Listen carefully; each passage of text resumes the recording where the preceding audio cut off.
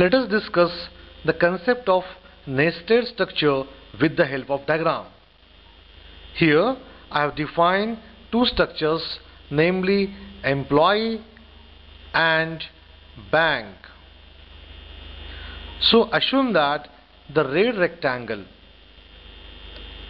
is a structure, namely employee, and the blue rectangle is a structure, namely bank.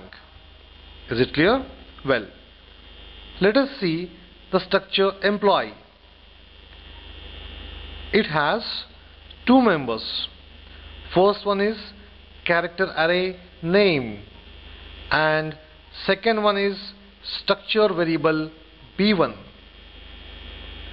See the diagram. This is your character array, namely name, and this is your structure variable b1 of type structure bank. But observe carefully. The bank structure has two members, account number and balance. I have shown these members of the structure variable b1 over here. Is it clear? Now one more point about this diagram. You see the character array, its dimension is 20, so I have drawn 20 rectangles. So this small size rectangle means 1 byte or 1 character. Is it clear? So you see, dimension of the character array is 20, that's why there are 20 rectangles. You observe that this account number is the integer type of field, and hence it consumes 2 bytes, that's why there are 2 rectangles, and balance is a float type of field, and hence there are 4 rectangles to represent 4 bytes. Is it clear? Well, now observe one more thing. Let us see the third statement. This one, structure employee E1.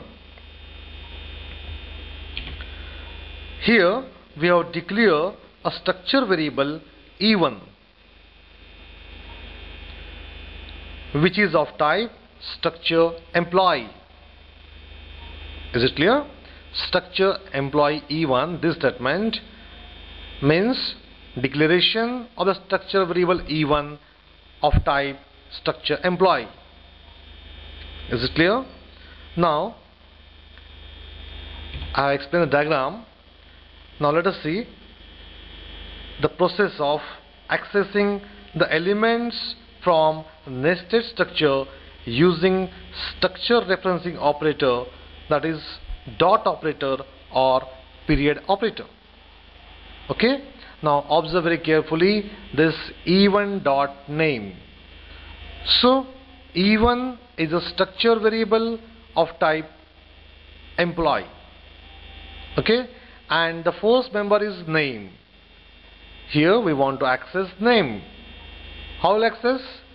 For accessing E1 dot name, you should enter the red rectangle. That is, we'll have to enter in the employee type of structure, and then we can access the name field or member, namely name, and that is why I have written E1 dot name. Is it clear? Well, now let us observe the second member. So I want to access, let us see the meaning of el dot b1 dot acc number. You see, I want to assign value to this member of the structure bank, and that value is 111. So I want this result. Okay, now you see the method of accessing. We want to reach from this place to account number. Okay, now for which we must go from E1 to B1, and after that to this field ACCNUM. How will go? We'll have to go like this.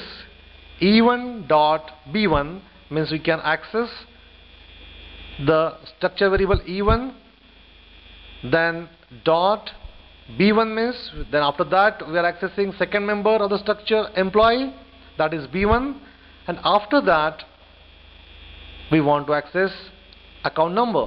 So we should write E1 dot B1 dot account number. So E1 dot B1 dot account number. Is it clear? Well, now let us see the third one.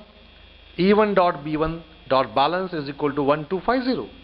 So we want to assign 1250, this constant, integer constant, to the variable balance, to this variable. Okay? Now you see, let us see the meaning of E1 dot B1 dot balance. We want to access this variable, which is a member of structure variable B1, which is of type bank. But B1 is again a member of the structure variable employee. Let us see how to access it. If you want to go to balance, then the route is from E1 to B1, and after that from B1 to balance. So we should write E1 dot B1 dot balance, and that is why I have written E1 dot B1 dot balance. After that we can assign the value 1250, and the result will be this one. Is it clear? Understood the working of accessing the elements of nested structure? Thank you.